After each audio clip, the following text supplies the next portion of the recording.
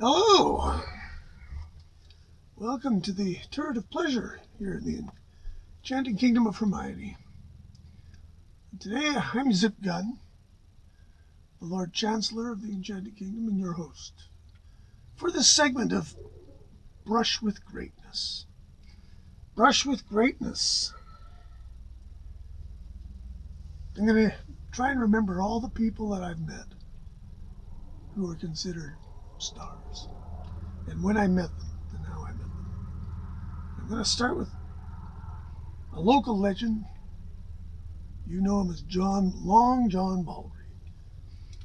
Elton John got his second name from Long John Baldry. British blues rock legend, and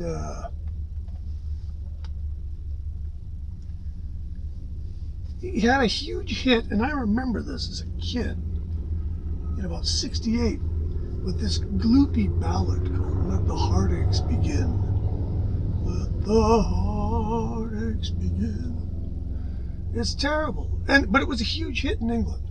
And so he kind of pursued that route in the '60s, but then finally sanity prevailed. And his old buddies, Elton John and Rod Stewart, both of whom he had played with in the good old days, somehow somebody got him a deal with Warner Brothers. And Warner Brothers put out this first record. Side 1's produced by Rod Stewart, side 2 is produced by Elton John. This is autographed. Oh my God. This is a pretty good record. It's got the Don't Try to Lay No Boogie Woogie on the King of Rock and Roll, which is possibly the only thing you ever need to hear by this guy. But it's got a really good version of In the Pines, which they call Black Girl here, with Maggie Bell, Ray Jackson on mandolin. It's a good record, and he became something of a rock legend. And I was working at a cheesy Toronto retail record store, mass sort of sales outlet. And this guy was in my end of where I used to work. I was in the nether regions of the store, kind of where the store turns into a warehouse, because we didn't have a warehouse.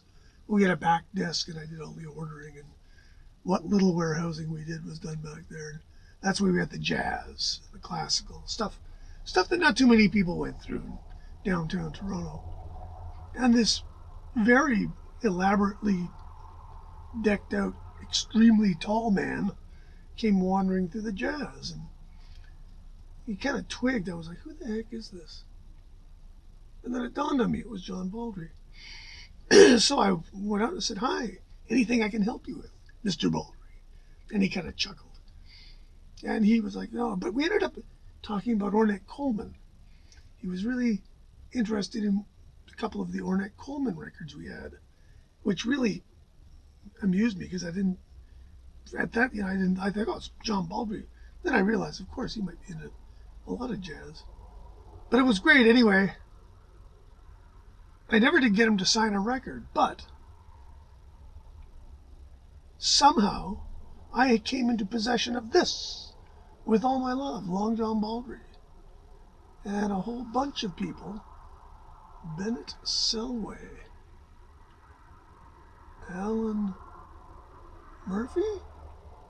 Maybe this was his band at the time.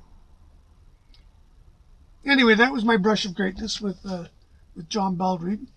He did another record after this one. Same thing, one side by Rod Stewart, one by Elton John. Neither of these really actually sold very well. And then he went to Casablanca and did some horrible records, and then, did the rock legend circuit until he died. I can't remember when he died. He got pneumonia, I think. Anyway, a long career.